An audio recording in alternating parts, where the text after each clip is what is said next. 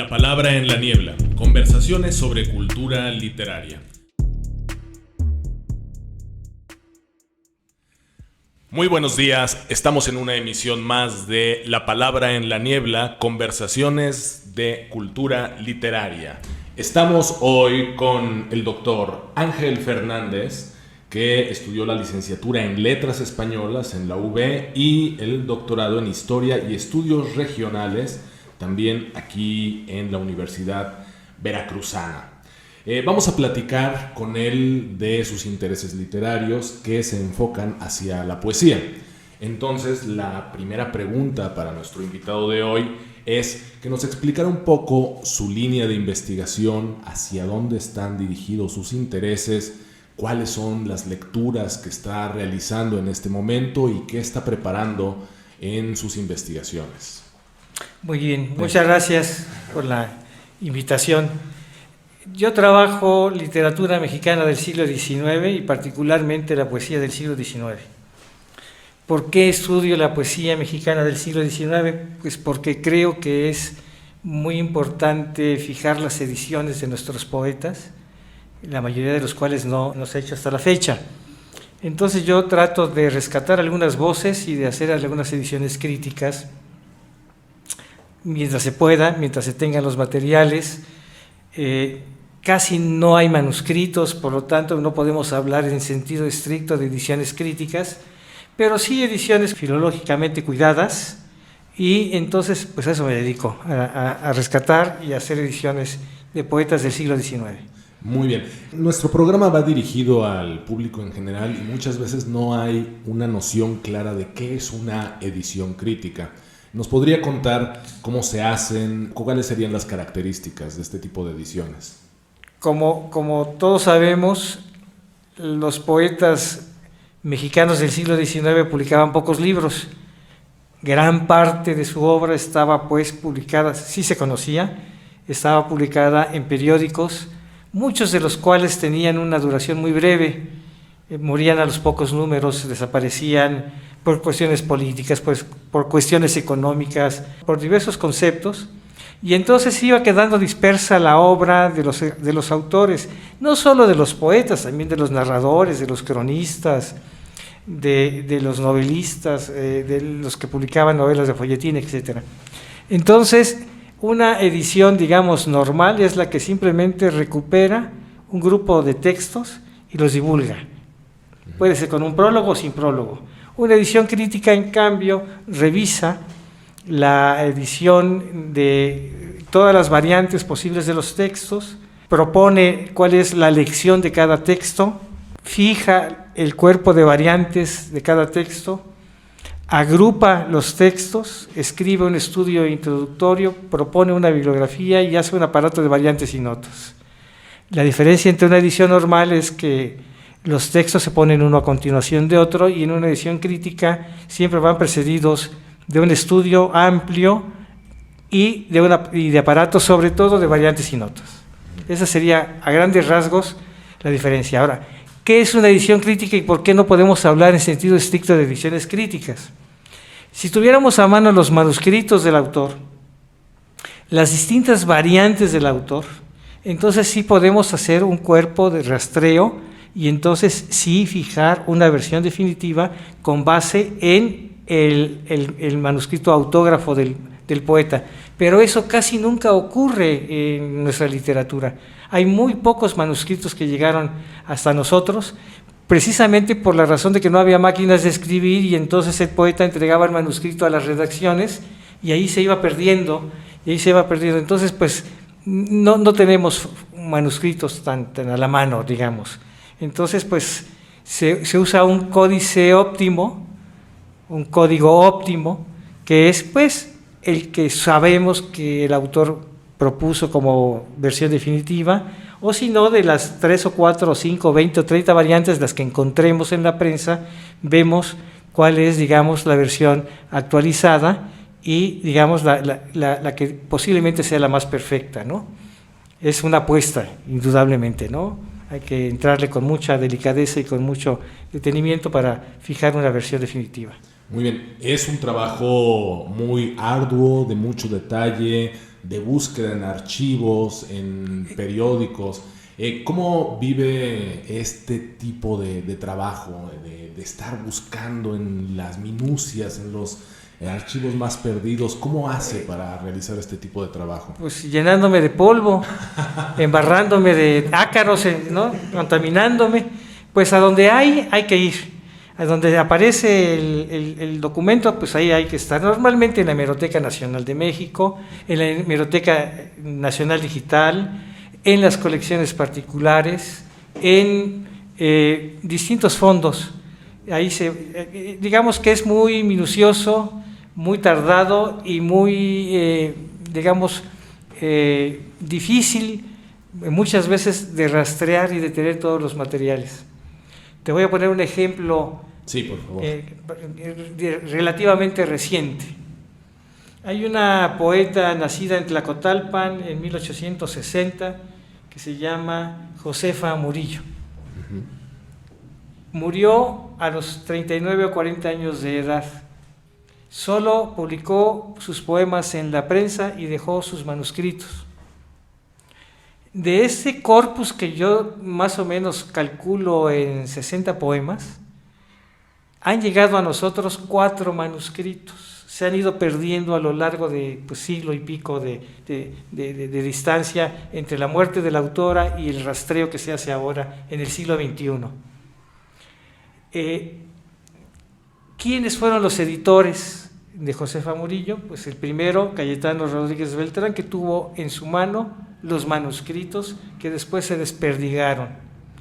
Se quedaron en manos de familiares, de amigos, de quien se los robó, de quien los conservó, etcétera, etcétera.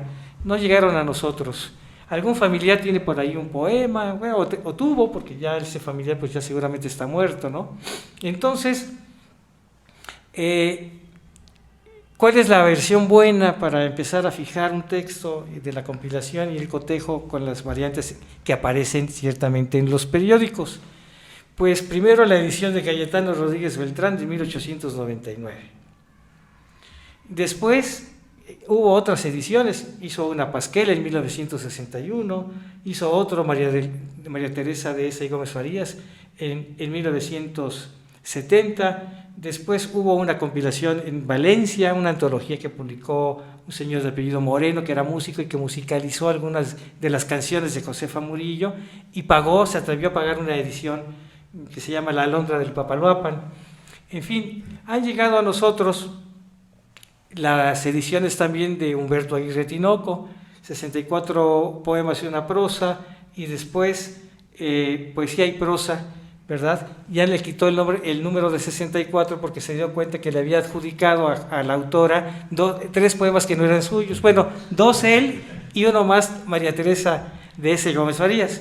Entonces, ¿qué tiene uno que hacer al estudiar la obra de Josefa Murillo?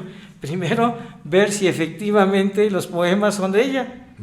Bueno, ya a través de la experiencia y de la lectura nos dimos cuenta de que algunos sobraban. Uno de los manuscritos es un fragmento de un poema que es casi ilegible. Entonces, pues ese no lo puedes guardar, no lo puedes incorporar, porque no sabemos si estamos interpretando bien el texto. Es incompleto, está incompleto además, entonces hay que suprimirlo.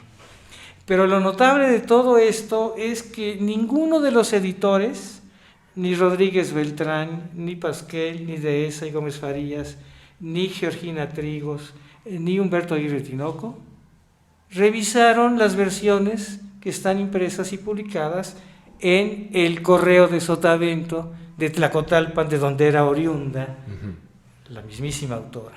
Entonces, pues yo, ¿qué estoy haciendo?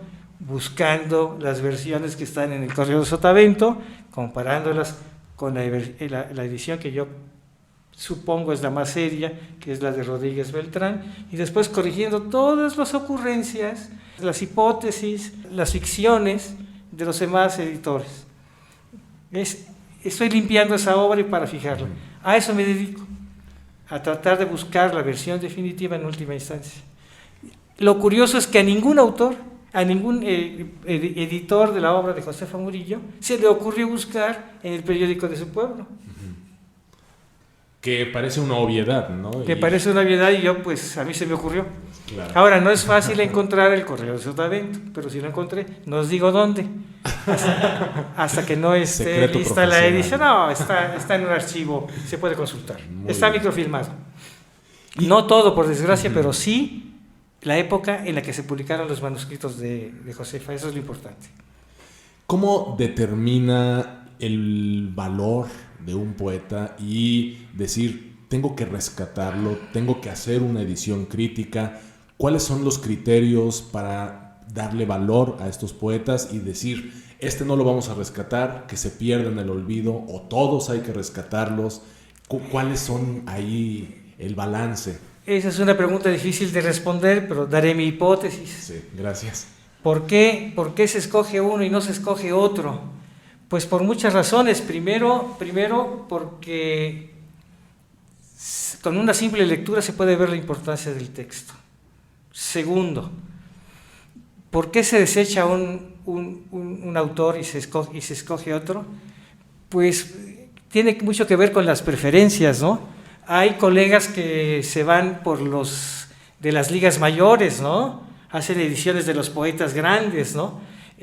Pero ¿qué pasa a lo largo de un siglo y pico, que ya terminó el siglo XIX, que se siguen haciendo las ediciones de los poetas consagrados del siglo XIX? Pero, por ejemplo, ¿quién ha hecho la edición crítica de Ignacio Rodríguez el Nigromante? Que era un extraordinario poeta neoclásico. Nadie se ha preocupado por él. Sí hay compilaciones de sus obras, pero no hay una edición anotada con un estudio introductorio pertinente. Y así puedo numerar muchos. Por ejemplo, ¿quién ha hecho la edición crítica de la poesía de Ignacio Manuel Altamirano? Otro de los grandes poetas del siglo XIX. Nadie se ha preocupado. ¿Quién ha hecho? Yo prefiero las mujeres. ¿Por qué? Porque se ha descuidado muchísimo. Entonces yo ahora estoy trabajando a una poeta de Oaxaca, Soledad Manero de Ferrer, y a una paisana, a Josefa Murillo, y a otra poeta ya muerta del siglo XX de Catemaco, que se llamó María Teresa García Cadena. Entonces, de García Cadena tengo sus manuscritos, de García Cadena tengo sus mecanuscritos. El albacea de esta autora, que es un sobrino suyo, me ha hecho favor de proporcionarme con bastante amabilidad todo lo que él tiene a lo largo de muchos años, y bueno, ya estoy ahí terminando la edición de esa autora. Bueno, es un trabajo realmente interesante, arduo y ya hemos visto necesario. Vamos a hacer un corte para nuestro primer rollito cultural con Shanique Sánchez.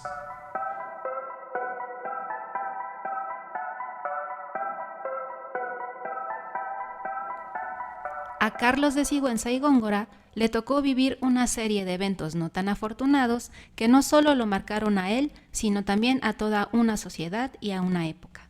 De ellos, quizá el más trascendente fue el motín de los indios debido a la escasez de maíz en la Ciudad de México. La noche del 8 de junio, la capital de la Nueva España sufrió una sublevación popular perpetrada por aquellos y otras castas, mestizos, negros, chinos, mulatos, moriscos, zambaigos y lobos, que también conformaban la sociedad novohispana. Si bien para los peninsulares y criollos el vicio del pulque fue la causa de dicha insurrección, protagonizada según el propio Sigüenza por la plebe tan extremo plebe, en realidad fue resultado de una suma de eventos desafortunados. Una serie de lluvias, inundaciones y plagas arruinaron las cosechas de trigo y maíz. Las abusivas medidas tomadas por el gobierno para resolver la carestía y el hambre, la protesta inicial de unas indias que compraban maíz en el mercado y el trato represivo que recibieron de las autoridades para controlar el potencial desorden, fue lo que desencadenó una revuelta generalizada. Como consecuencia, gran parte de la plaza del Zócalo fue destruida, quemada y saqueada por estos sediciosos. En medio del caos, el virrey tuvo que refugiarse en un monasterio mientras sus soldados intentaban restablecer el orden, disparando sin éxito a la gran muchedumbre hasta que con la llegada de tropas auxiliares lograron contener a los rebeldes. el orden fue finalmente restablecido mediante la distribución gratuita de raciones de trigo y maíz a la población y la posterior imposición de un sistema ejemplar de persecución y castigo que incluyó encarcelamientos, destierros, torturas y ejecuciones. Así, palabras más, palabras menos, lo narró Carlos de Sigüenza y Góngora en su Alboroto y motín de los indios de México, carta que dirigió a su buen amigo el almirante Andrés de Pez un 30 de agosto de 1692. A todas luces, en Alboroto y motín se reveló una nueva mirada bajo la perspectiva criolla sobre el indígena. Ya no se trataba de aquel buen salvaje según los evangelizadores o el salvaje a secas para el conquistador, sino del indio contemporáneo, citadino, depositario de todos los defectos de la barbarie, especialmente de la embriaguez, del odio hacia el español y su ambigua presencia dentro de la sociedad virreinal. Con esta obra, Carlos de Sigüenza y Góngora prefiguró la visión escindida y paradigmática del indígena, de ese otro, del ajeno, que hasta hoy en día seguimos repitiendo. Por una parte, el interés en el indígena, en su otredad como artefacto cultural, objeto de curiosidad o estudio arqueológico y antropológico, y por otra, como un sujeto social e histórico que está ahí, sí, pero al que toleramos y miramos de soslayo.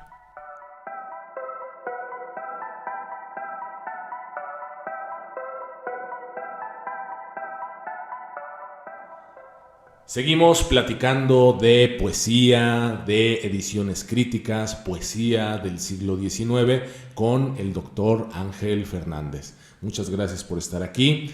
Cuéntenos un poco sobre, ya nos dijo de las 3 poetas que está trabajando ahora, algunas otras recomendaciones sobre poetas que hay que leer del siglo XIX. Alguien que nunca se ha acercado a esta poesía, que usted le diga, para empezar a leer poesía del siglo XIX, estos autores.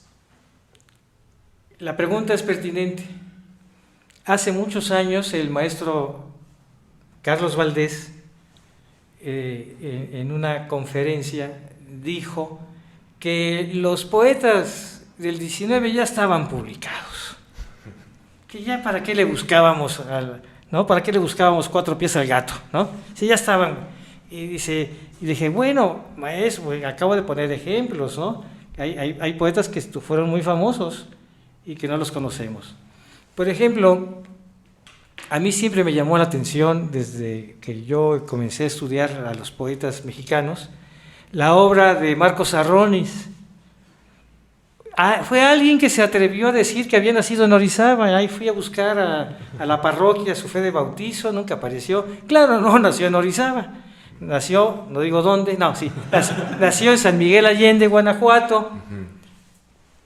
Después de 20 años de andarlo buscando en Orizaba, pues me di cuenta que no era por allí, y apareció milagrosamente, porque así es. De pronto los datos se le presentan a uno de la manera más inusitada y buscando otra cosa, como siempre ocurre, ¿no? Francisco Pimentel dijo que era orizabeño. Ahí voy yo haciéndole caso al crítico, uno de los principales críticos del siglo XIX. No era orizabeño, era guanajuatense y de San Miguel Allende.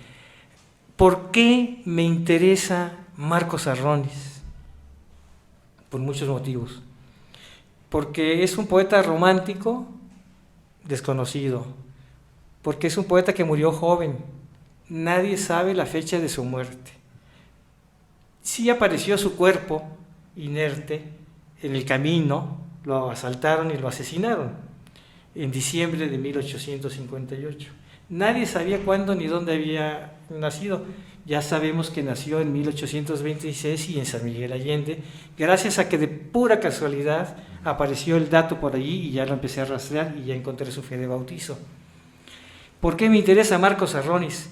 Porque fue capaz de traducir, por ejemplo, fragmentos del Don Juan de Lord Byron, copiando el modelo que propuso Lord Byron, es decir, en decasílabos, con un esquema de rima muy particular. Y él reproduce en castellano lo que hizo Lord Byron en inglés. Yo dije, ese señor es un portento, sabe técnica, domina el inglés y además es un extraordinario poeta romántico. Claro que tiene obras y poemas muy cursis, pero eso se los vamos a perdonar. ¿Por qué? Porque hay hallazgos sumamente importantes. Por ejemplo, es autor de un poema que tiene más de 600 versos, que se titula Celos, y son 632 endecasílabos. Y es un poema sumamente impresionante, muy rico, y me parece que es el mejor poema que he encontrado en el siglo XIX mexicano, de su género. Entonces, pues, hay que darlo a conocer, ¿verdad? Claro. Escribí un artículo hace muchos años sobre ese poema, pero ahora estoy haciendo la edición de toda la poesía de Marcos Arronis. Está muy verde todavía la investigación, pero ya rastreé a su familia, ya busqué sus datos civiles, era ultraconservador, pertenecía a la ultraderecha, ¿no? Sería panista, por ejemplo. Actualmente. Sería ultracatólico y panista si viviera en nuestro tiempo. Pero hay que hacer a un lado esas preferencias ideológicas que son respetables y personales, y hay que ver los aspectos estéticos, la importancia formal, la importancia de la obra en sí misma, ¿no? Y entonces yo me quedo con eso. Y entonces es una voz que hay que rescatar. Muy bien. Actualmente, seguimos pensando en los autores, autoras del siglo XIX. ¿Cuál es la importancia de leerlos hoy? No de haberlos leído en el siglo XIX, ni el efecto que tuvieron en su época y sociedad, sino hoy. ¿Qué nos siguen diciendo estos autores? ¿Por qué es relevante leerlos? No solo estudiarlos, sino leerlos. ¿Cómo benefician, cómo ayudan o no? Primero hay que leerlos porque nadie los ha conocido. Sí, primero leer. Porque aparecieron en periódicos del siglo XIX, pero en un país de analfabetas. ¿Quiénes leían en el siglo XIX? Pues los hombres cultos, es decir, como el 2% de la población, o el 3%, el 5%, y creo que no más. Después, no publicaron libros, las obras quedaron dispersas. Después, nadie los conoce. Y después, cuando alguna voz del siglo XIX es por fin rescatada, pues casi nunca se hace con el debido respeto, es decir, con la seriedad del caso. De suerte que, primero, no los conocemos porque no circularon. Después, los conocemos mal porque los editaron mal. Entonces hay que ir revisando con mucha tranquilidad, sobre todo con honradez y con humildad, las obras de los colegas para, pues, tratar de corregir los errores con una idea de fondo importante: fijar las versiones conforme lo pensaron los autores o las autoras en su momento, y que se conozcan y se divulguen. Ese es todo digamos, el propósito fundamental de rescatar estas voces. Sí. Nos comentaba ahora de la corta vida de estos autores, ¿no? De que murieron de manera trágica también, y de que por esta vida corta que tuvieron era difícil que llegaran a publicar, que llegaran a ver su obra impresa en un libro, y esta necesidad de estarla poniendo en periódicos, en revistas literarias, etc. Ahora vamos un paso más atrás. ¿Dónde aprendieron a escribir estos autores? ¿Cómo se formaron? Frente a un papel en blanco. Ajá. No hay otra forma. Escribir se aprende escribiendo. Y seguramente eso fue lo que hicieron los poetas del siglo XIX y de todos los tiempos. Claro, cuando no había papel, pues en la tierra, en la arena, ¿no? en un árbol, ¿no? No, pues es que, ¿cómo se aprende a escribir? Escribiendo. Uh-huh. Ahora, sí hay cierto interés, porque el sistema educativo era distinto. Uh-huh. Casi siempre era personalizada la educación, y normalmente los que tenían recursos eran los que tenían acceso al conocimiento. Yo no conozco poetas analfabetas que hayan trascendido, salvo alguna voz folclórica, ¿no? Que los hay, por supuesto que los hay, pero pues hay que buscar las voces cultas, ¿no? Y esas pues tuvieron una formación, así haya sido informal, es decir, personal, en casa, con un preceptor, con un padre que era culto, con una tía, con quien haya sido, o alguno que fue a la escuela, ¿no? Por ejemplo, Laura Méndez de Cuenca, una voz del siglo XIX importantísima, pues fue a la Escuela de Artes y Oficios, primero estudió para ser educadora de niños y después estudió para ser profesora de educación secundaria. Es decir, la señora era preparada, fue profesora, aunque le fue muy mal como profesora porque el sistema educativo era mucho más caótico que el actual, ¿no? Pero ella tuvo acceso a la educación. No era una mujer de una familia rica, pero tuvo acceso a la educación porque, bueno, tenía un abuelo pastelero, tenía un abuelo que tenía ciertos medios, ¿no? Y bueno, el padre pues le dio cierta libertad para estudiar. O fue rebelde, ¿no? Fue rebelde y entonces gracias a eso pues la señora era una mujer culta, muy culta. Muchos de estos autores conocían, bueno, más bien los que trascienden, tenían un conocimiento de las formas métricas, de las figuras retóricas y hilvanaban su poesía de acuerdo a un estilo muy particular, neoclásico, romántico. Entonces, ¿cuál son identificables estas formas, ¿no? Hay que irse con cuidado con respecto a esta pregunta. Sí. Porque tenemos la idea muy generalizada, que creo que es errónea, de que los poetas románticos escriben de un jalón y porque los inspiró la musa. No es por ahí.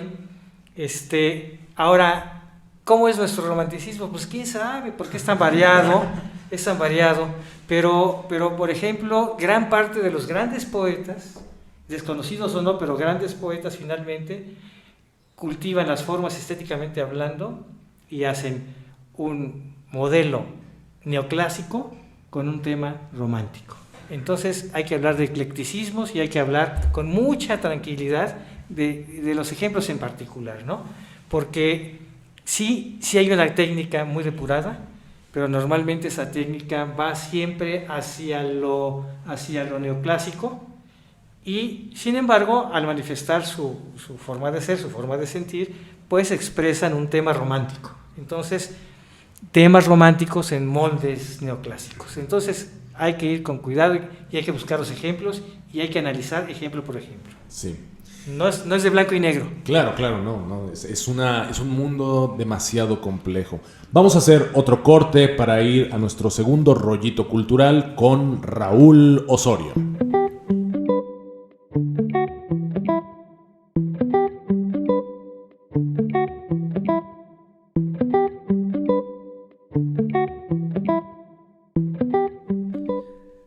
Según reza la sabiduría popular, nadie puede negar la cruz de su parroquia. Recuerdo haber escuchado esa frase hace muchos años en alusión a alguien que no podía ocultar su procedencia, sus hábitos, su cultura, sus orígenes. En la mirada, en nuestro andar, en el modo de ser y estar en el mundo, aparece como signo ineludible, como marca indeleble, nuestro inevitable sino, nuestra historia. Algo similar, aunque distinto, ocurre en el texto de Francisco Luna Preciado, La Cruz de la Parroquia, obra ganadora del primer lugar del concurso de libro sonorense en 2001, en la modalidad de ensayo.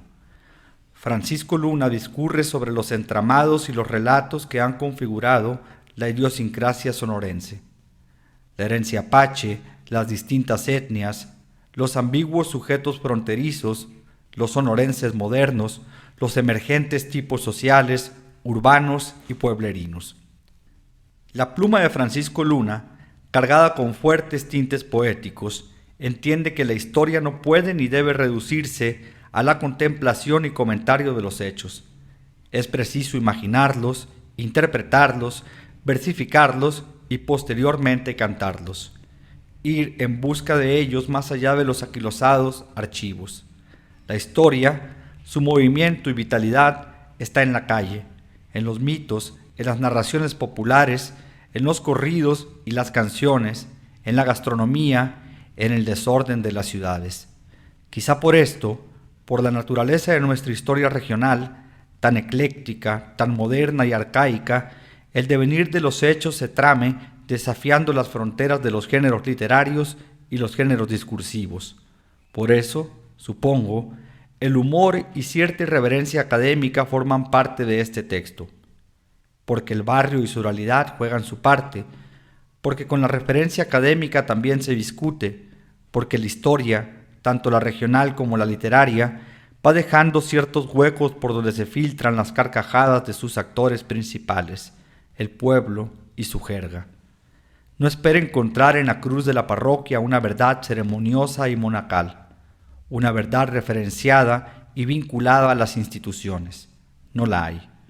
Hay un diálogo con la cultura, la letrada y la popular, una conversación con el pasado y los símbolos de la sonorensidad. Hay un encuentro con la región, con el desierto, el mar, el valle y la frontera y sus respectivos lenguajes. Pero, sobre todo, hay una invitación a pensarnos a nosotros mismos como habitantes de la historia y su desarrollo, como miembros de la cultura sonorense, como personajes que, sin importar mucho el hábito que porten, no pueden negar la cruz de su parroquia.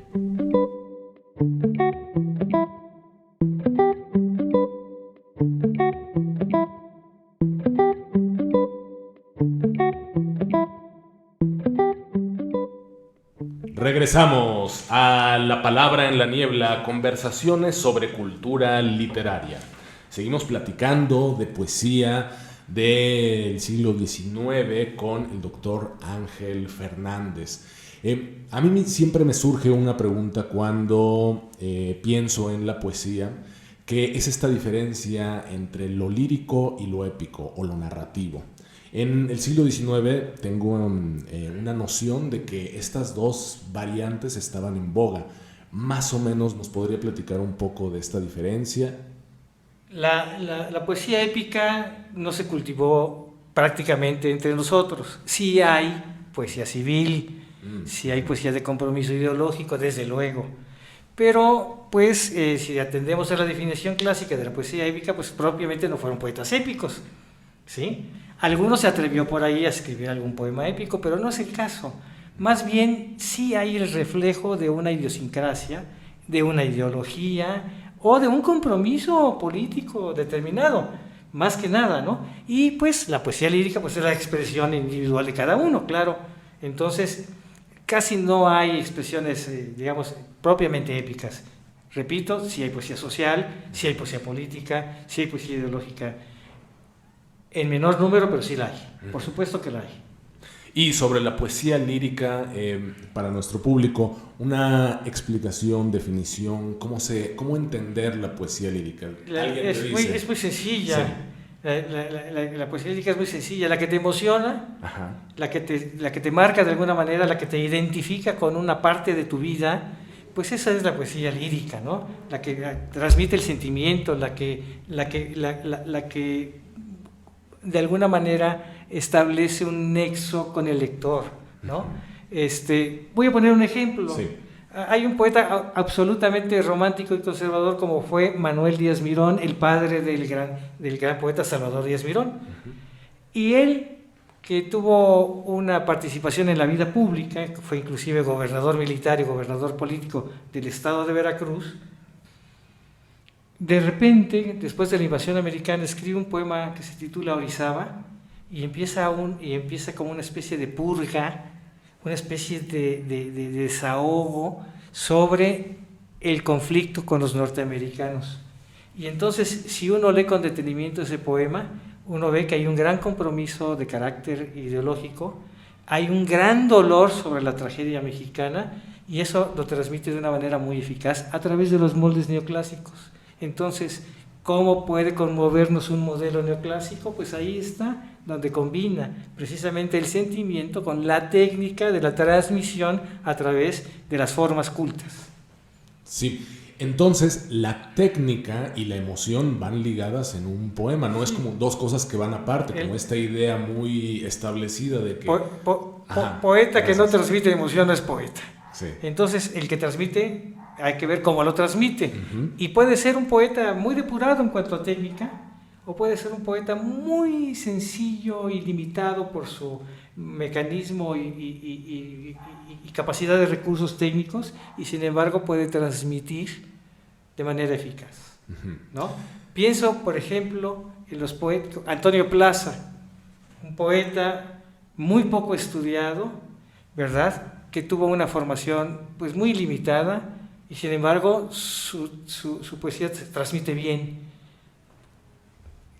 Dice algo, le dice al lector del siglo XXI algo, a pesar de que pues a lo mejor técnicamente puede ser un poquito pobre, ¿no? Un poquito limitado, y sin embargo transmite bien. Entonces, lo más importante de un poeta es su transmisión.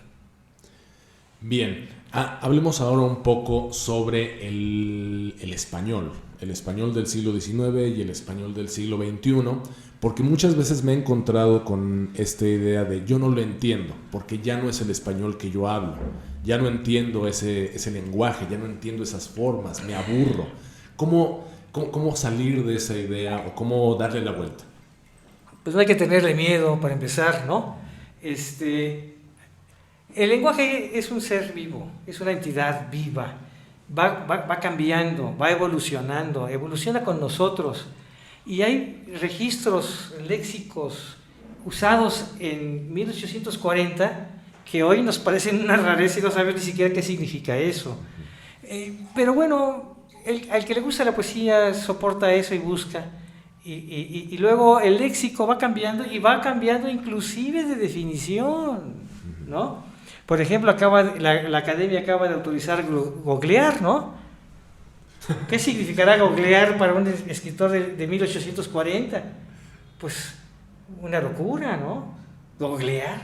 Y para nosotros es algo absolutamente cercano y entendemos perfectamente, ¿no? ¿Qué pasa? Que en el registro de la poesía del siglo XIX, pues había usos más cultismos, había otras formas depuradas. Repito, los poetas eran cultos, los poetas eran bilingües, trilingües, leían alemán, leían francés, leían inglés, leían español, escribían en español, pero tenían en cuenta las formas y tenían en cuenta las etimologías. Entonces ellos usaban cultismos si hacían falta. Quedan lejanos a nosotros, pero ¿qué vamos a hacer? Al que le interesa, pues tiene que con humildad acercarse al texto, ¿no? Claro. Yo mismo hay palabras que no entiendo, ¿no? Entonces, pues yo voy sin vergüenza al diccionario y busco cuál es la acepción, ¿no? Pongo un ejemplo. Cuando estaba yo haciendo mi tesis de licenciatura, mi poeta, que era un poeta veracruzano de finales del siglo XIX y principios del siglo XX, utilizaba mucho el adjetivo formidable. Tenemos una idea de lo que es formidable, ¿no? Y a mí un día se me ocurrió revisar en el diccionario qué caramba significaba formidable. Y formidable, en el tiempo en que escribía Enrique González Yorca, que es el poeta al que aludo, formidable significaba algo que daba miedo, que daba pavor, ¿no? No la acepción que nosotros tenemos, que es algo bueno, agradable, en sentido positivo, ¿no? Sin embargo, la acepción del siglo XIX era lo que daba miedo, lo que provocaba terror, era lo formidable. Entonces, hay que ir con tiento. Claro. Bueno, hemos platicado de muchas cosas sobre la métrica, sobre lo lírico, sobre el valor del rescate de los textos y de las ediciones críticas. Ahora, otra noción que siempre está de la mano de la poesía es la musicalidad. ¿Qué nos puede hablar sobre musicalidad? El poema es música. Las formas siempre apuntan hacia una cadena melódica y naturalmente la técnica, la colocación de los acentos, la medida de los metros en el verso, la presencia o ausencia de rimas, da definitivamente una cadena melódica. Y el poeta que sabe técnica, que son casi todos los poetas del siglo XIX, transmiten de esa manera, con ese arco melódico que se produce la ubicación, primero de una cantidad silábica, después de una cantidad acentual y después de un cierto uso de las rimas. Es vital la música, es vital la música. Un poeta del siglo XX como Octavio Paz dominaba eso. Leemos un verso de Octavio Paz y Dices, qué maravilla de texto. ¿Por qué? Porque sabe poner sus acentos, sabe contar sus sílabas, y cuando se le pega la gana poner las rimas, aunque no hagan falta, ¿no? Pero uno nada más ve el verso, ¿no?, de Octavio Paz, ¿no? El sol pone su huevo de oro y se derrama sobre el mar, por ejemplo, y dices, ah, caray. Y entonces, ¿qué hay ahí? La expresión y la melodía, ¿no? Técnica ante todo. Técnica ante todo. Muy bien, bueno, este programa creo que da una noción muy clara de por qué hay que seguir leyendo poetas del siglo XIX, por qué son importantes para nosotros, por qué alimentan nuestras emociones y hacen que crezcamos también como seres humanos y como sociedad. El vínculo entre poesía y sociedad parece obvio, pero en sus palabras, ¿cómo existe este vínculo? ¿Es valioso? ¿Está perdiéndose? ¿Qué hay entre poesía y sociedad? Es indivisible una actividad poética frente a una realidad social. La poesía es un reflejo de una entidad individual, pero también es el reflejo de un grupo, de una comunidad y de un imaginario. Entonces no podemos desligar lo político de lo literario. No se puede, y mucho menos cuando, como ocurrió en el siglo XIX, los poetas eran protagonistas de la vida pública. Entonces, casi indisociable.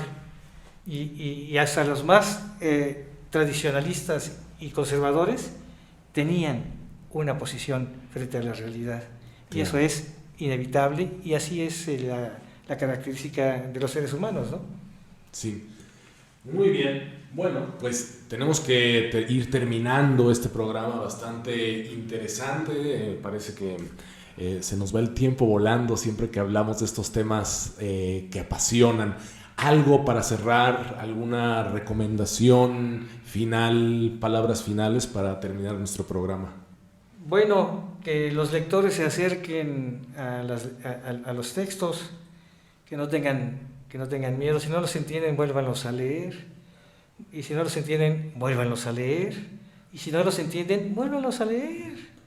Algún día lo van a entender. Cada vez se lee distintos textos, aunque se sepa uno de memoria el poema, o el texto, o el cuento, o la novela. Entonces, hay que leer, y no hay que tener miedo, no hay que tener prejuicios de que no lo voy a entender, de que es muy barroco, de que es muy insulso. Nada, hay que leerlo. La lectura individual es lo que vale. Exacto. Y la lectura va cambiando conforme vamos avanzando en la vida. Conforme avanzamos en la edad y en el conocimiento y en todo. Así que leer y releer. Muchísimas gracias por esta entrevista. Este fue una emisión más de La Palabra en la Niebla, conversaciones sobre cultura literaria. Muchísimas gracias. La Palabra en la Niebla, conversaciones sobre cultura literaria, es una producción del Instituto de Investigaciones Lingüístico-Literarias de la Universidad Veracruzana. Locutor, Alejandro García.